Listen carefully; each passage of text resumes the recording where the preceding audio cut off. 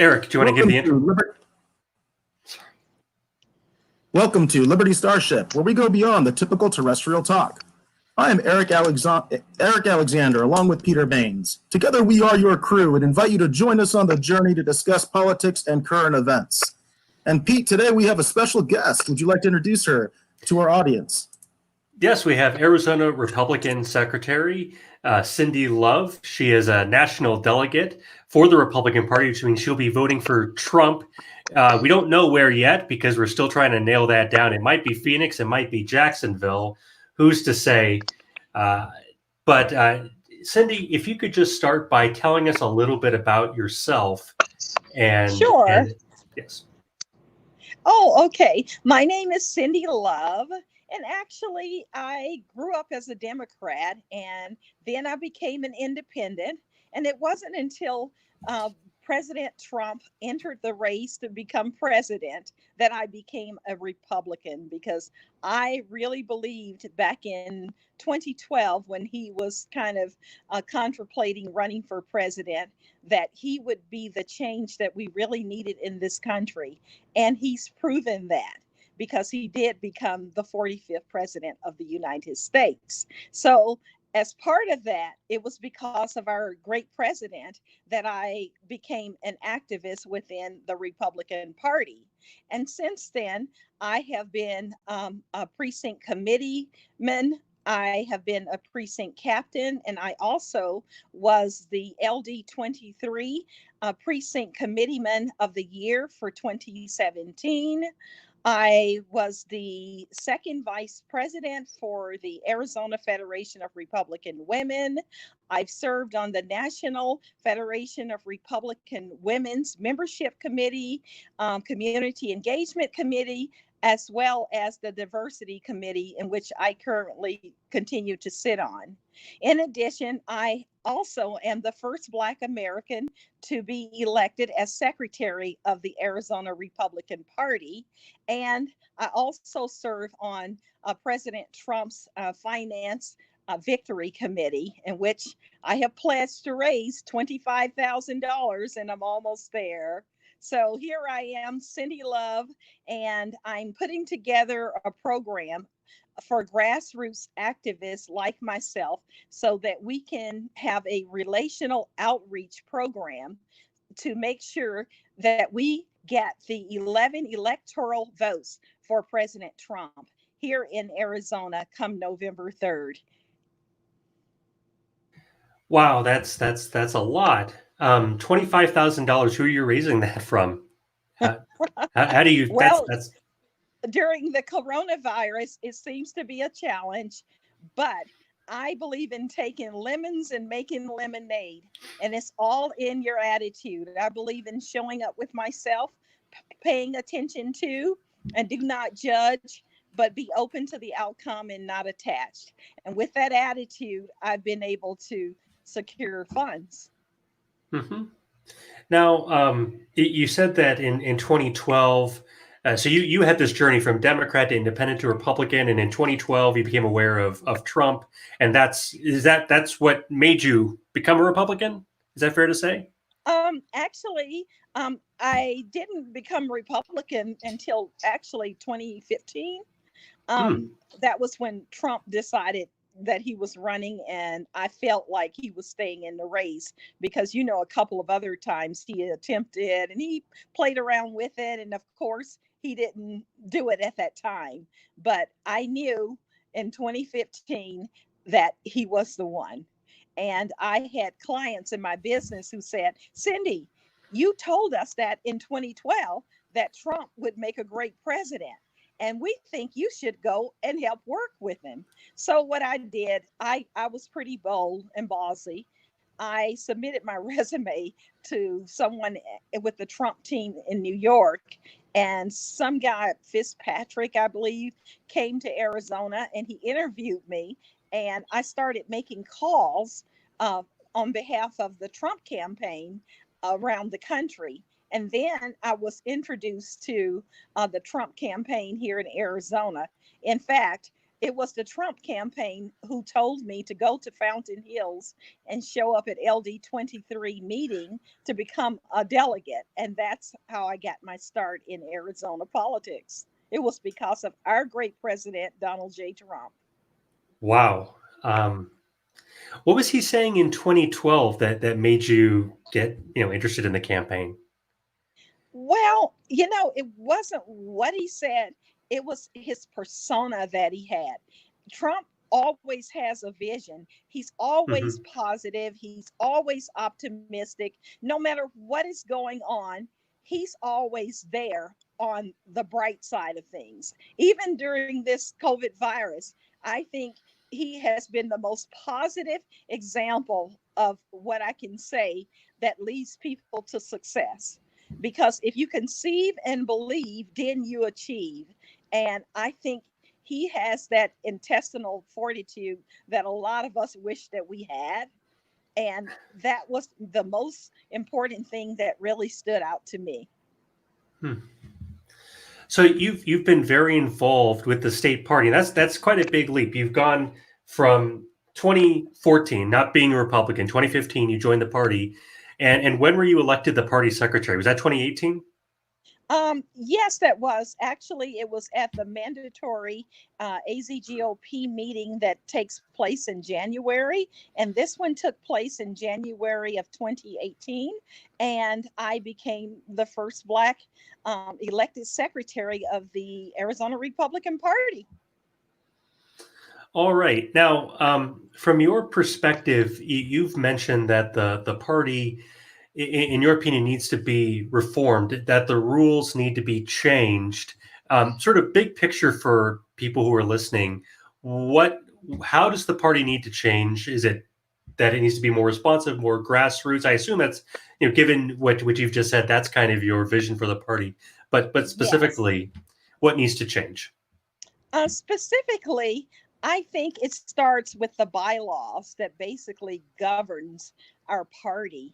I think going into modern day politics, we need modern day bylaws, which doesn't allow the chairman, in other words, doesn't allow the elected officers as well as staffers and other people associated with the party to be there to necessarily serve at the chairman's pleasure, but to be there to serve the people and the voters of Arizona. So I think it should be more grassroots driven. And some of those things that I would include in new bylaws, for one, I would give the chairman a salary. I think with a salary, then you have more accountability and more transparency. And then we can actually start having real board meetings with the elected officers and including them and utilizing their talents and skills. And we can work together as a united team, because that's what it takes to keep Arizona red and to make America great again. Yeah, and if for people who are watching at home, that might sound very inside baseball, but what Cyndi is saying, I've said it, it makes a lot of sense.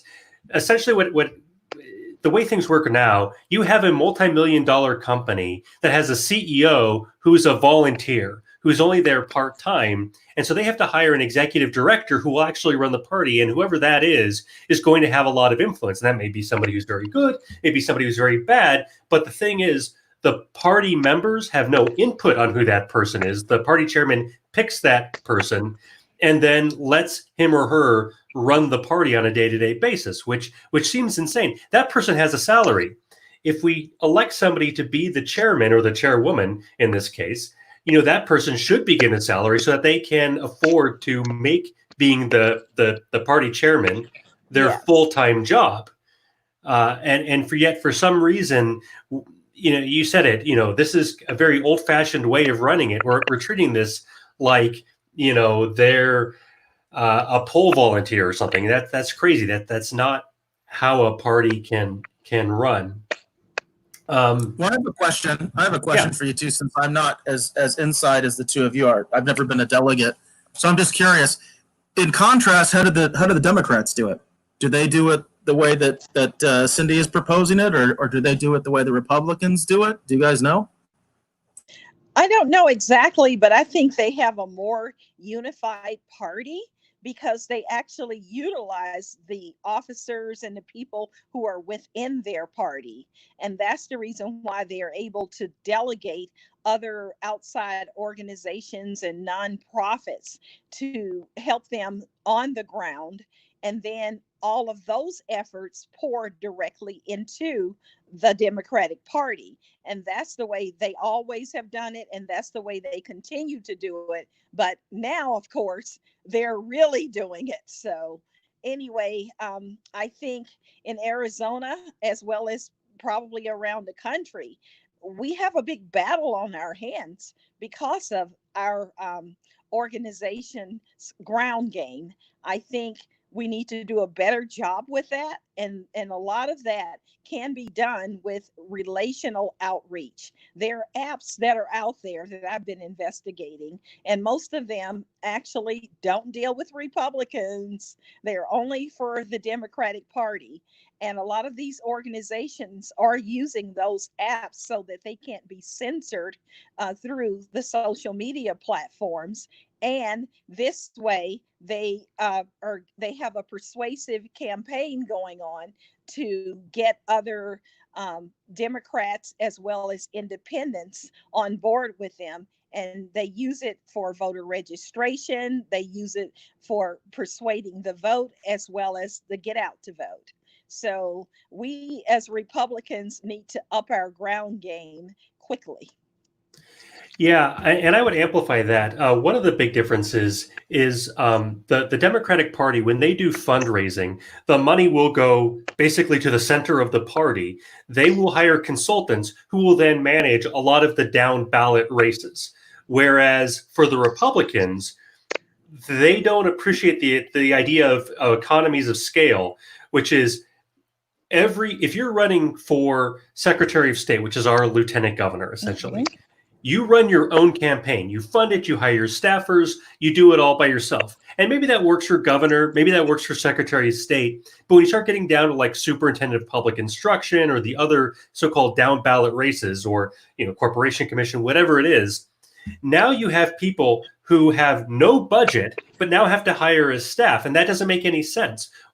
What the Democrats tend to do, which is hire a couple of consultants, which they then, I don't want to say share, but they farm them out. They let them work on multiple campaigns, and it's all of the down ballot races pay some money into the center, and so they rent part of a campaign team, and that's the only way you can do it economically. And the Republicans, I don't know, we don't like to work together for some reason.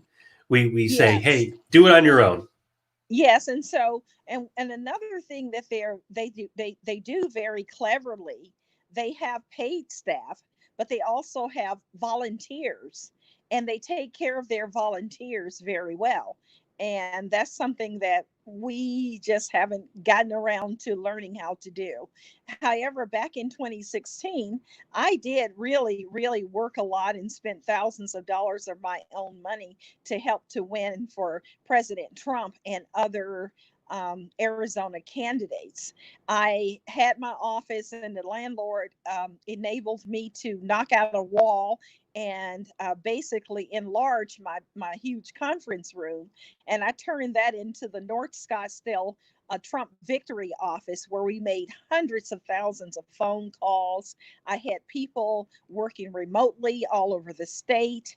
I had people going out, crews going out, putting up signs for President Trump and for other candidates. We knocked doors, and that little lot we did made a huge difference, because we still barely won Arizona, less than 4% for the president. And this time we have to work even harder. We have to find a way, because the telephone calls that the Trump Victory are making, and the few doors that are being knocked on is just not enough, to our maybe 60 to 80 people on the ground, compared to the Democrats who have hundreds of people on the ground. It's just a big difference. Yeah, and that's you're that's been my concern. Is it seems like the Republicans are not very fired up this year. We're not as organized, and it kind of comes in waves. There are years when Republicans, George W. Bush, when he ran, the Democrats marveled that his ground game was so much better than Al Gore's. So he won a lot of these tight races that he had to win. Florida being the most notable example, and that was based on techniques that they had figured out 2 years earlier in Virginia in the Mark Early campaign. So it's not like this is set in stone that Democrats always beat Republicans in ground game, but it's something that was always changing, always evolving. And if you kind of slow down, the other party will overtake you, and that tends to happen after you have a good year, like 2016. That gets the other side fired up, and then they tend to overtake you. And it just seems like there's so much complacency on the Republican side this year. I don't know how you feel about that. I agree about that, Peter. I think it starts from the top down, and the way the Trump campaign is running their marketing here, or their campaign, is they are working from the top down. So whatever one state is doing, all the states are doing. So Mm-hmm. everyone is on the same page. But I think at some point, I believe I heard that two other people have been brought on nationally to help Brad Parscale. But Right. I think at this point, with us being only 4 months out here almost, Right. that we need to kind of step outside of that box and consider bringing in some independent people like myself, because financially I can't afford to do what I did in Mm-hmm. 2016. And the Trump campaign is taking in millions of dollars. But I think we need to find funding to finance some of these out of the box ways, just to make sure that we can carry those 11 electoral votes, because we can't take a chance on losing, sorry.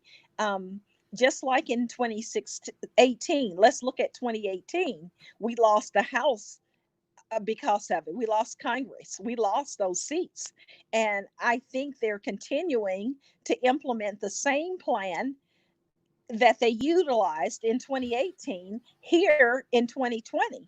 And I think we're going to have to up our game. I keep saying it over and over again. And I'm hearing it from people in other states, because they're frustrated and they have ideas about things that they want to do, but they're being told that they have to stick with the plan that comes from national. Because, of course, the Trump victory state directors have to follow the protocol, and everyone else has to be in line with that.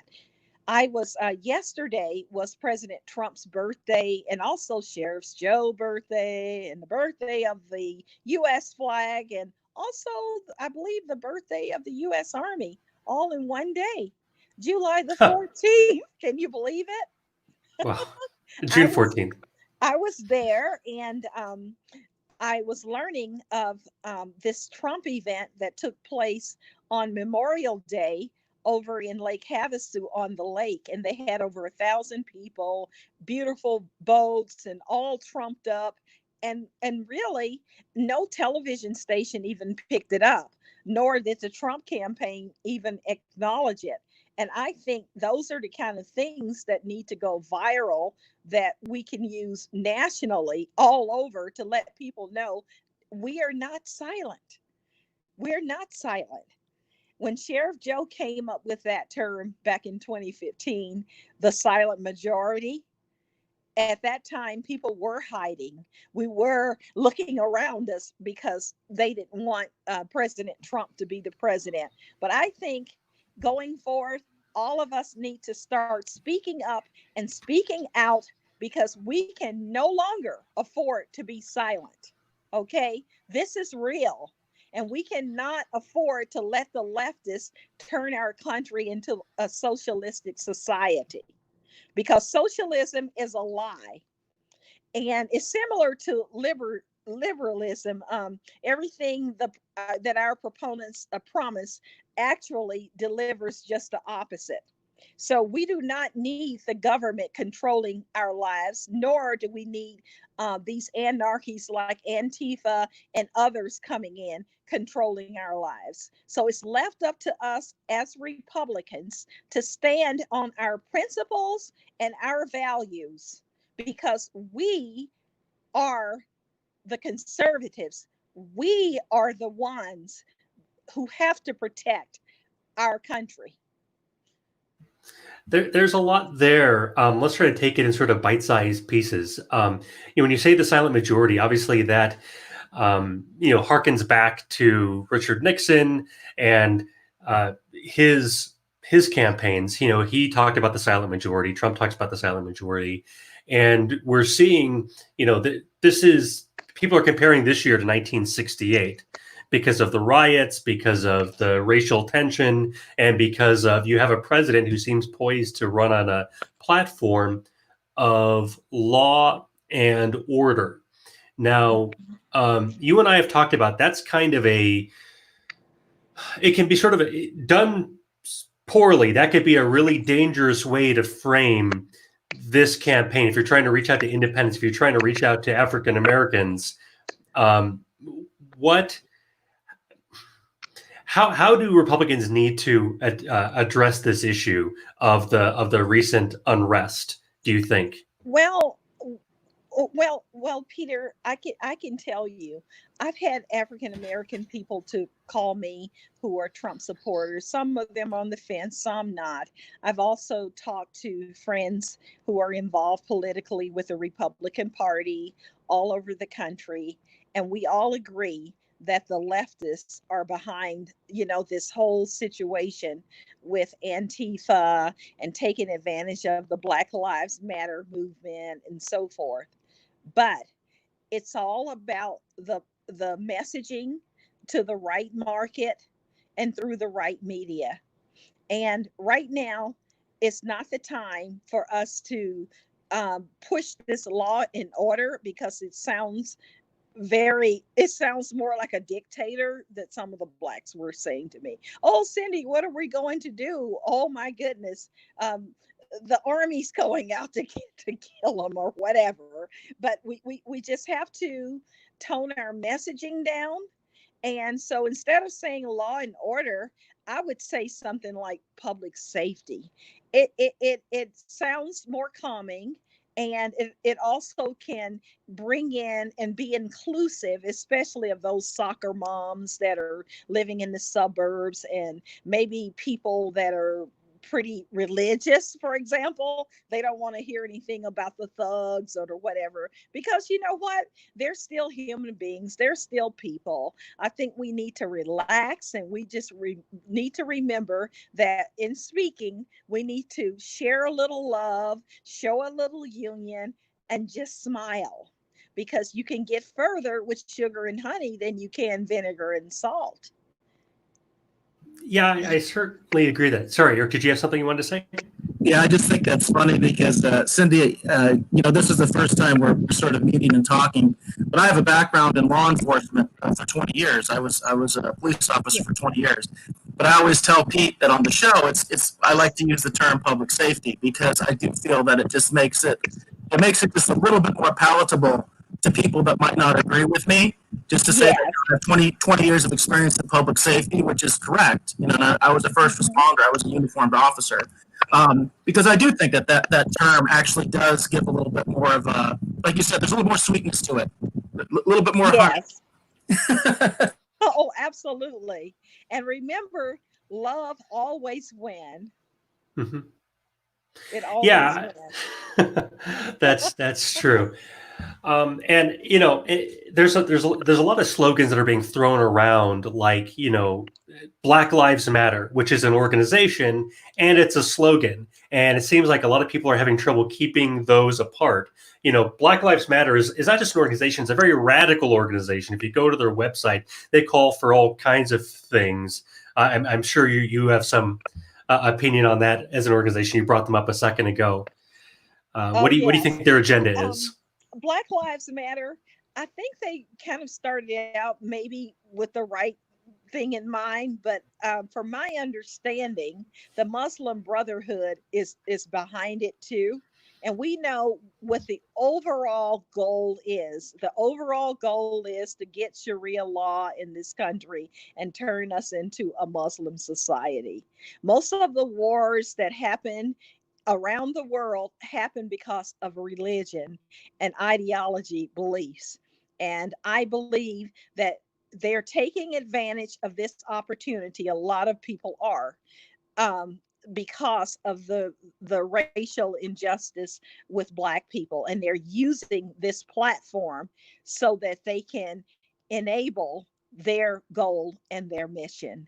And we have to be very careful about that, because a lot of entertainers and stars and people with financial means are pouring monies into this organization without doing their homework and knowing the history. And I know they mean well, and just trying to figure out what they can do at this point, because for Black Americans, it's a pivotal point in history that they've waited for a long time.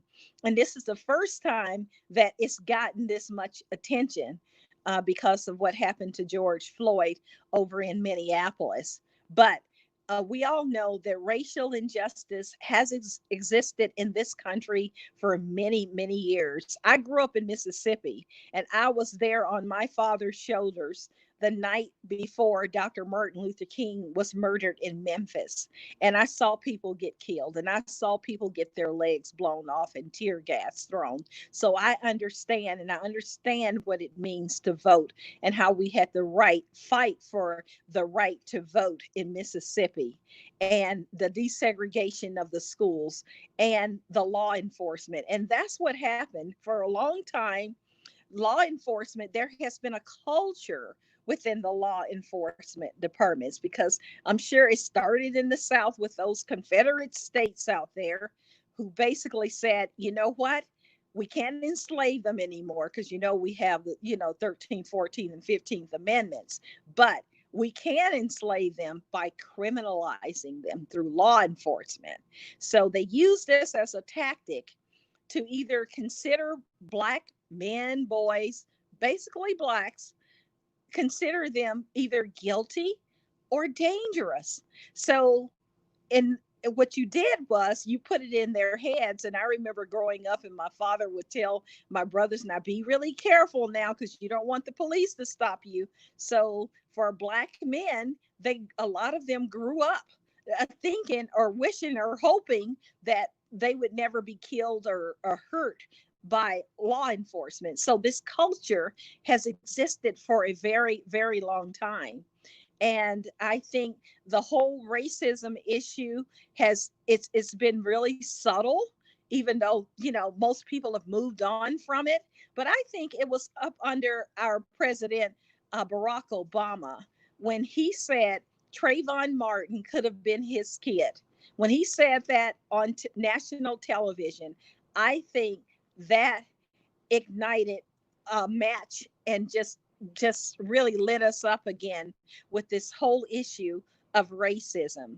And it like I said, it wasn't until George Floyd that it's actually come to a head, and something has to be done. But I understand that President Trump is supposed to be signing something tomorrow, basically allowing better resources for recruitment and training of officers, and trying to recruit those people who live within the neighborhoods, who are more familiar with those neighborhoods, which is really a great idea. And also having social service workers to take the calls that are just general and not serious, like for drug addictions and things like that. So anyway, if he'll do that, that would be great, and that would help. But I do not believe that the police departments need to be dismantled, because most people would like to have public safety available if they need it. Yeah, absolutely. And that phrase, defund the police, which has been thrown around, has been used to mean everything from dismantle police, just get rid of them, to what you're talking about, which is community police departments that are more tightly integrated into the community. And last week we talked about how New York City has a volunteer police auxiliary, and there are other models like that. You know, the sheriff's posse here in Maricopa County, which no longer exists, unfortunately. But there are different ways to bring the community closer to the police department, so that way they feel like the police are there for public safety and that they're not an occupying force, which, you know, based on everything we're seeing, everything we're hearing, it sure seems like that's how a lot of people seem to view the police these days. Oh, absolutely. Absolutely. So I think with the changes that our president will be implementing, I think it will bring a lot of peace and harmony back into our communities, and we can move on from there. But due to the fact that this is an election year, I believe that these radical groups like Antifa and the Muslim Brotherhood and whoever else will continue this throughout the election season, just to try to change the outcome of the presidency. So we as Republicans need to be aware of that. We need to keep our message positive. We need to stay on message. And I think that will make the difference, and put our boots on the ground. And that will make the difference in the election in November to re-elect our president and our down ticket. Right. Now, you've mentioned the Muslim Brotherhood a couple of times, and I wanted to ask because, you know, when we think of, say, the confluence of African Americans and Islam, we typically think of Malcolm X, we think of the Nation of Islam, Mm-hmm. and there are other Mm-hmm. Black Muslim groups in the United States. Is that sort of the point of intersection here? Is the Muslim That's Brotherhood? That's exactly what I'm saying, because there are a lot of Black Muslims, as you know, and this Mhm. is their way to integrate. If you notice, none of these groups are really out there doing things on their own. They wait until some national crisis or something that's really big and in the news, and then they integrate themselves in the process. That's what they do, but the they never leave the way themselves. This is how they do it. So they infiltrate is what they do. Mhm. So it's an example of political opportunism. They don't really care how Yes. they inject themselves into the conversation. They look for an incident like George Floyd, and then they Yes, use that to, okay. they use that. Um, Also, I wanted to let you know, I'm sorry, but my batteries are really on low here because I didn't realize that I would have to use my phone. So just Right. wanting you to know, I'm Okay. at 15%. All right. No problem. Yeah, we will try not to hold you too long. You know, you've mentioned there's something interesting that's kind of come up, which is African Americans and the right to bear arms. Because if you get rid of the police or you scale back the role of the police, then your ability to defend yourself suddenly becomes a lot more important. And Black Muslims like Malcolm X, you know, they were very vocal about that. His father, I don't know if you ever read his autobiography, but Mhm. the police would ransack the house looking for guns because they did not want Black Americans, and this is in Michigan, they did not Mhm. want Black Americans owning guns. This wasn't the Deep South, and ultimately his father was murdered by a group that was very much like the Klan. They called themselves like the Black Robes or something Mhm. ridiculous like that. Um, but I don't see a lot of African Americans sort of glomming onto that cause of the right to bear arms. What is your feel for that? Um, you know what? Actually, I think there are a lot of Black Americans with guns. They may not be registered. I remember I was in Mississippi back around 2007, 2008, and my uncle passed away, and he had like 50 guns in the house, and none of them were registered, even though the police departments knew about it. But that's what happens in small town Mississippi, of course.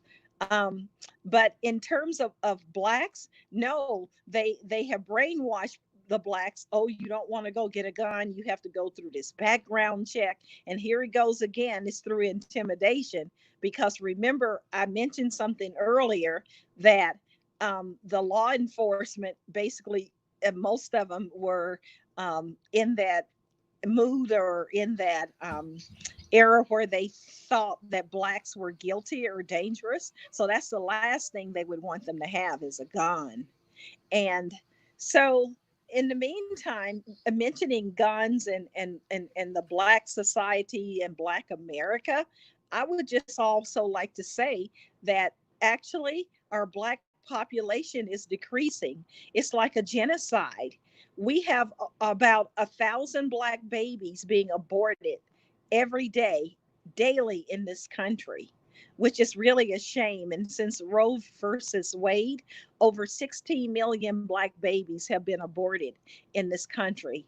In fact, the Hispanic population outpaces the black population in America. It's unbelievable as to what has happened.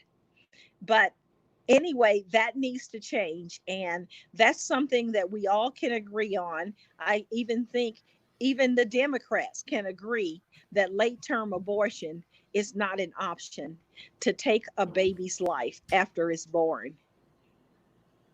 Yeah.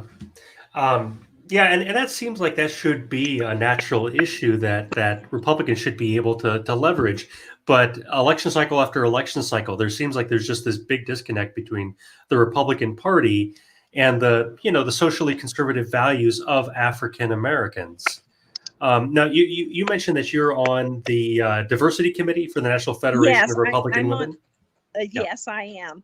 Actually, that committee was born due to some situations that I experienced in Arizona. And after I um, expressed what had happened to me, then I found out some things had happened to other Black Republicans who were in politics around the country, and we formed the diversity committee through the National Federation of Republican Women. So, with that said, I don't want to go into what really happened, but I was called the N word, and you name Oh, it.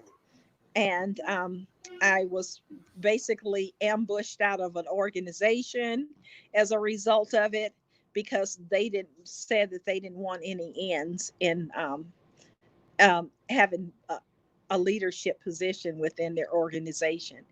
And that's not something that NFRW stands for. And so I am still on that committee.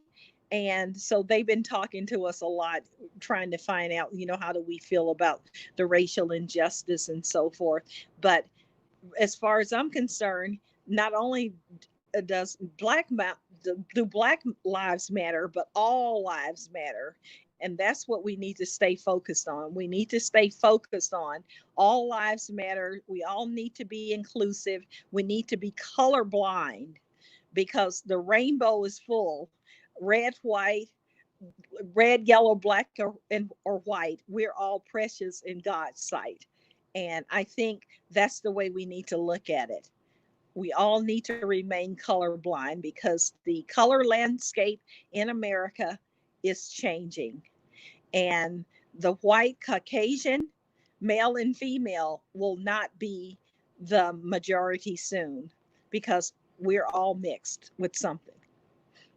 now that kind of harassment is that you just described is really really troubling, and it's certainly not something. This is a big reason why I wanted you to come on the podcast. Actually, it's not something that I experience.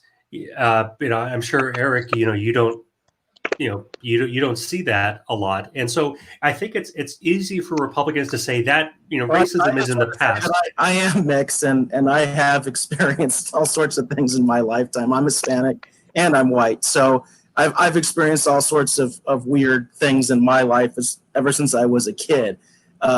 Being mixed is not always that fun. No. So, and I understand that. So my Caucasian friends say, "Oh, Cyndi, I never experienced that." I said, "Of course you haven't, because you're not Black." So we definitely wouldn't have the same experiences. And plus the Right. fact I was born and reared in small town Mississippi. So go figure. Oh, But that's of course. The country definitely has its own unique cultural heritage, and some of that stuff Yes. is not good. I mean, some of it is just not good. That's the bottom line.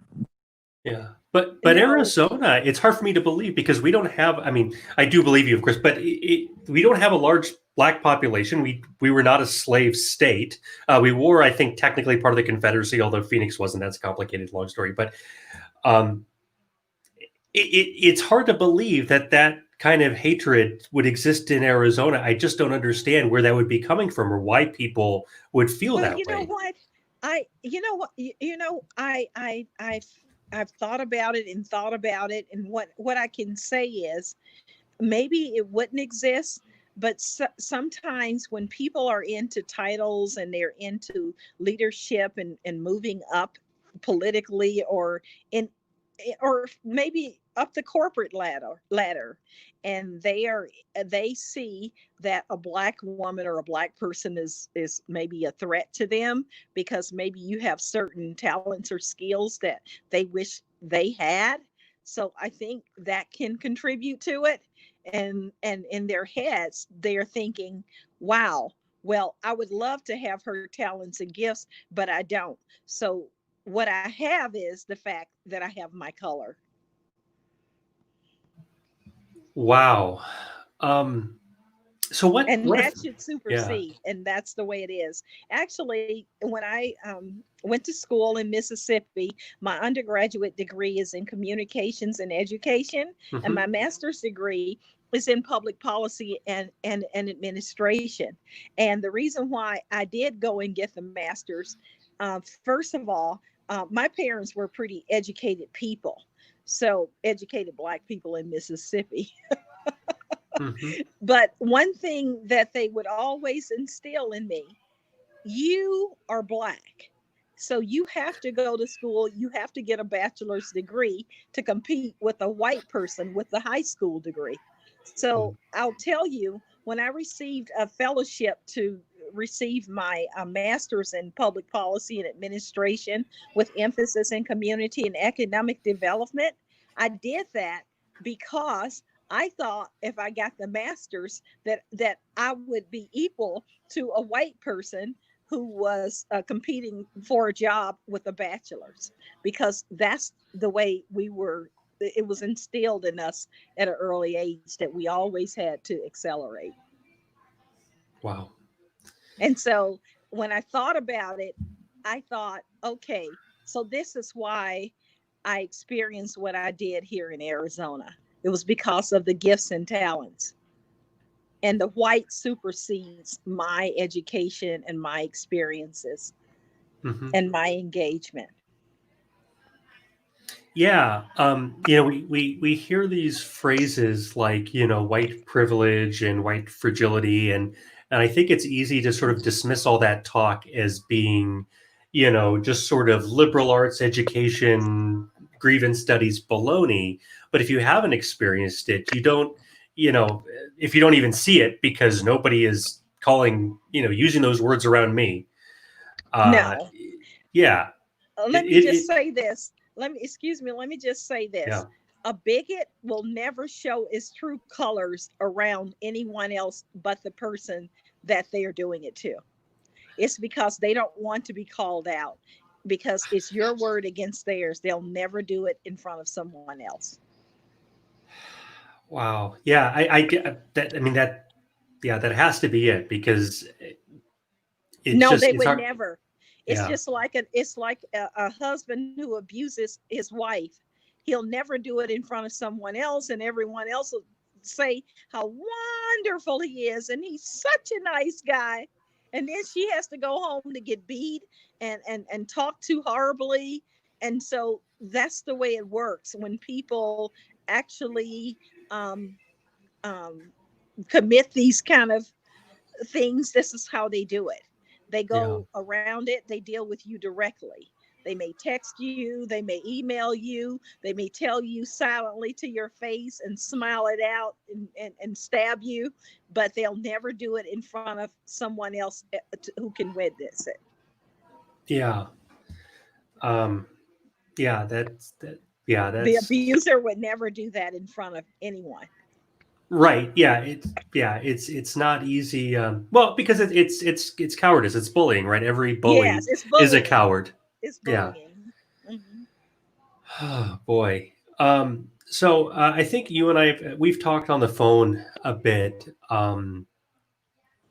That um, the election this November, to kind of to take it away from a very heavy topic, to kind of lighten it a little bit, but still another heavy topic. Okay, we're lighten Um, it up a little here. yeah, yeah.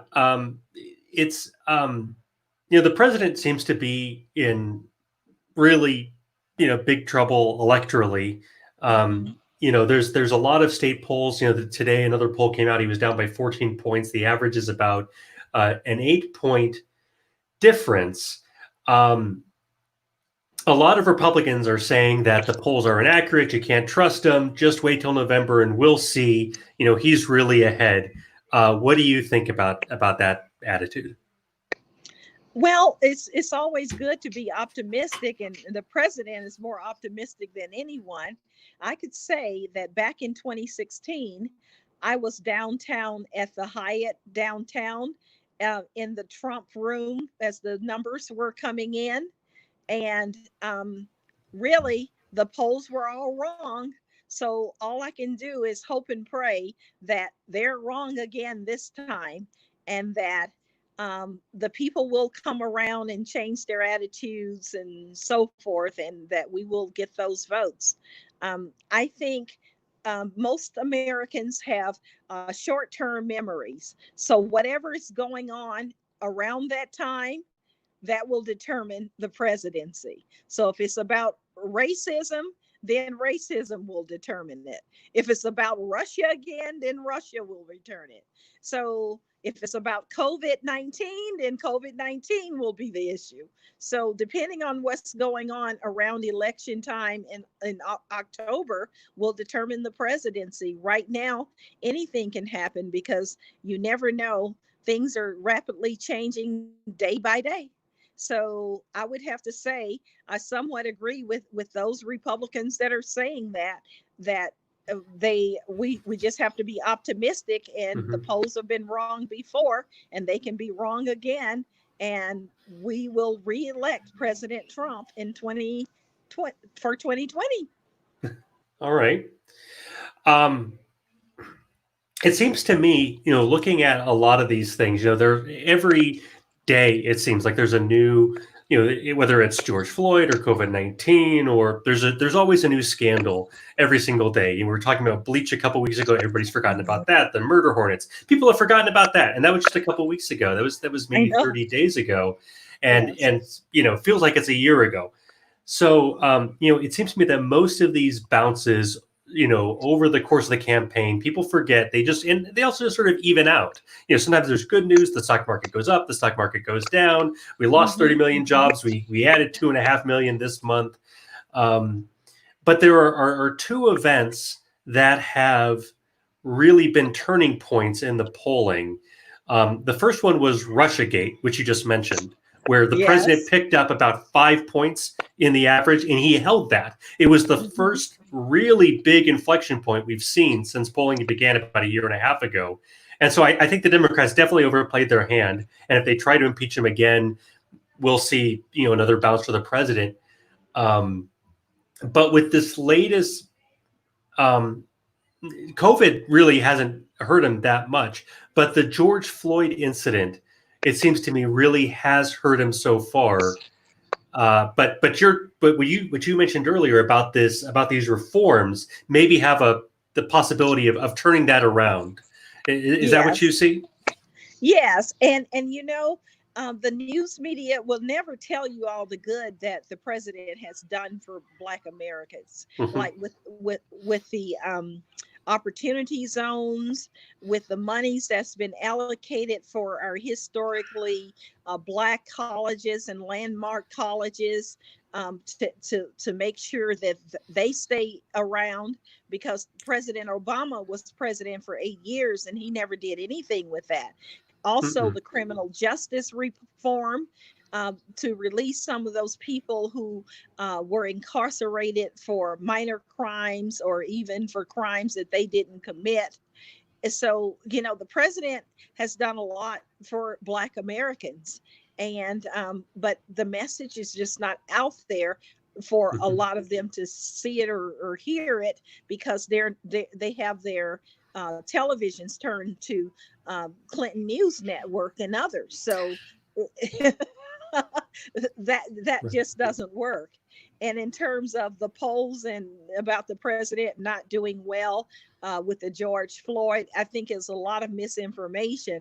Like when the president went out there with the Bible, I understand that was the Bible that was given to him by his grandmother, but people didn't know that. So no.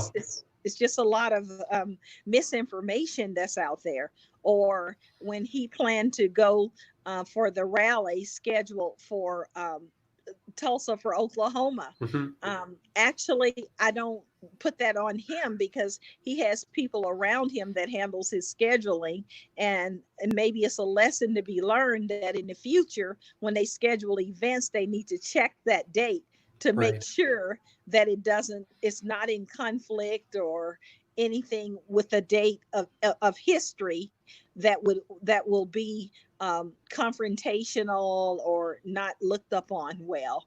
So those were a couple of things that I know that happened that people basically were saying, or he didn't say much about it, but he did, but they didn't hear it because, like I said, there he goes again. He's been censored from a lot of the television networks, and even with some of the social media platforms. This is why it's very important that we all get on some type of relational app that we can communicate with people with like minds that are Republicans as well as independents and some Democrats, because we need all the votes we can to make sure that we get this president reelected in November and up and down the ticket in all of our states, because we cannot afford to have these liberal lefts to take over our country and turn us into a socialistic society that we will never know. Because I'm sure, your kids or your grandkids and the kids of this generation will be asking, where were you? How could you let this happen to us? So with that, I just say, let's get the boots on the ground. Let's get out here. Let's work hard, get this president reelected, and let's get all of our Republicans reelected and elected, because we are the conservative party of America, and we are the sane party of America. Right. Yeah. And the Juneteenth thing, it was June 19th that this event in Tulsa was planned. Yes.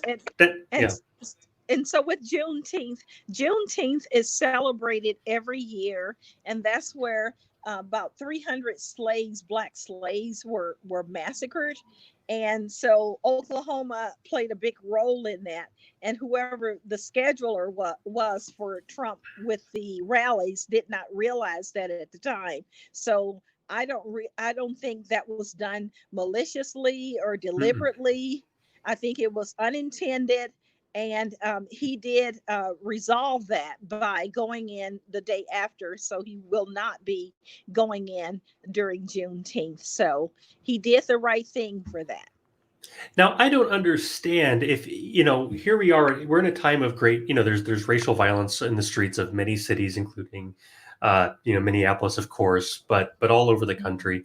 Yes. It seems like when you have an anniversary of a terrible event like the Tulsa Massacre, that it maybe wouldn't be the worst idea for the president to go to Tulsa and hold some kind of a memorial service or something like that, where he could talk about, the history of that event and why it's important to promote peace and turn away from violence. And, this is the lesson we should learn, because that was, you had people in private planes, like dropping bombs on Black-owned businesses in that massacre. It was such a crazy event. When you read about it, it's hard to believe it even really happened.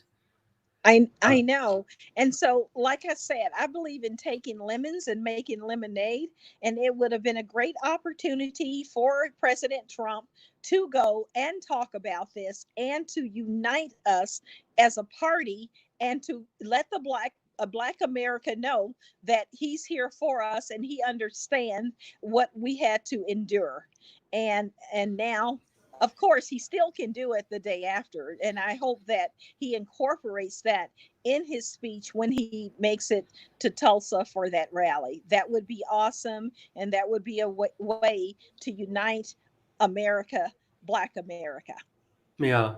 And you mentioned there's a lot of accomplishments, like getting more funding for historically Black colleges, and not just that, but just in general, that he has this platform in Twitter, but he hasn't really used it to push those messages, at least not very effectively. We hear about, the silly things he says, the things that they can turn into some controversy, but we don't hear about things like that. The only people I've heard talk about funding Black colleges, historically Black colleges, I think we may have lost. Oh, there you are. Are the Bernie Sanders people. Joe Biden isn't talking about that. Why do you think that is? No, because they're trying to silence all of the good things that this president has done and is doing to make America great. And they do not want people to know that actually President Trump has done more for Black America than Barack Obama ever dreamed of doing. Now, there was one thing that really, really got to me under President Barack Obama, and that was the fact that he gave DACA. He signed an executive order for DACA. And here we are as Black Americans. I mean, our people have sweated, have shed blood, have died, and everything else to make America what it is today. And in fact, Michelle Obama was correct. It was the Blacks, the slaves, that helped to build the White House.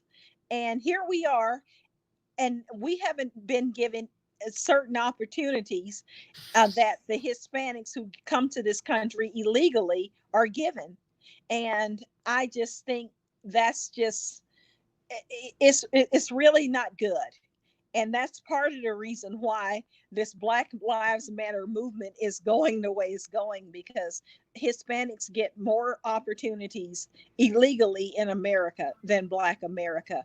And I think one thing that the president can do that will assure that he wins, and he can wait until October and do this, he needs an executive order similar to DACA to help these Black businesses who have been suffering from COVID to get back on their feet, because a lot of them don't have relationships with the banks that they can go in and get a loan. They don't have a line of credit.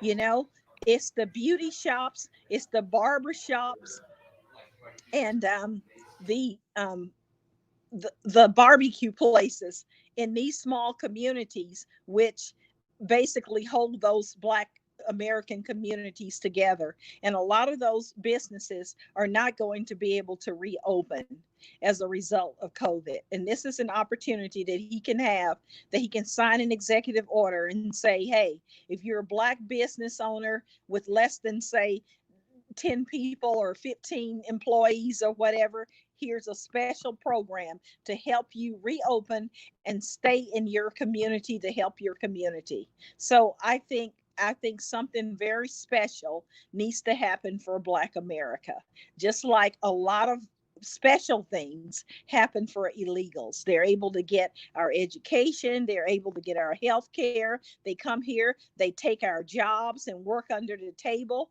And so it's really affected, a lot of the Black Americans.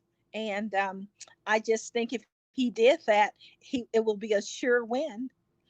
Yeah, and so to kind of button this up a little bit, it seems to me that with the George Floyd incident, that the message that we're hearing loud and clear is that African Americans don't feel heard.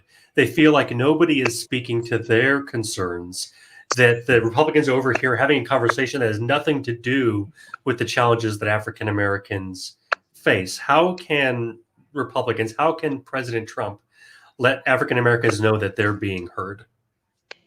Well, that's been a really big concern for me, is that, it's still about the messaging. We do have a Black Voices for Trump advisory board where they have surrogates all over the country. But from my understanding, that's pretty limited as to what you can do. Me, I'm not officially on that board. So that means that I have a lot more leadway to do things than a lot of the people who are a part of that committee. One thing that I think that they are going to do, if they haven't already, is go into some of the states that with a larger population of Blacks, and open up offices in those areas to do some outreach. So that definitely will help. And also getting with the ministers, the churches, um, the and that kind of thing, that will help strategically. So if each state would do that, because the Black ministers and the preachers, they play a big role in the community, in the Black communities, and they would be good for messaging. So those are some things that I think they can do to get out that message. But it's all in how it's presented, because a lot of those people are far left people, but you need to come up with something that we all have in common. Like I said, the late term abortion, public safety. And so if you present it right and you message it right, then people will open their hearts, they will open their minds, and they will listen.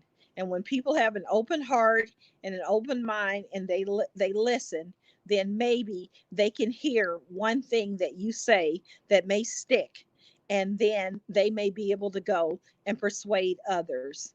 And I always say, if each can bring one, if each one of us can touch the heart of another and bring one, we could win no matter what. All in love.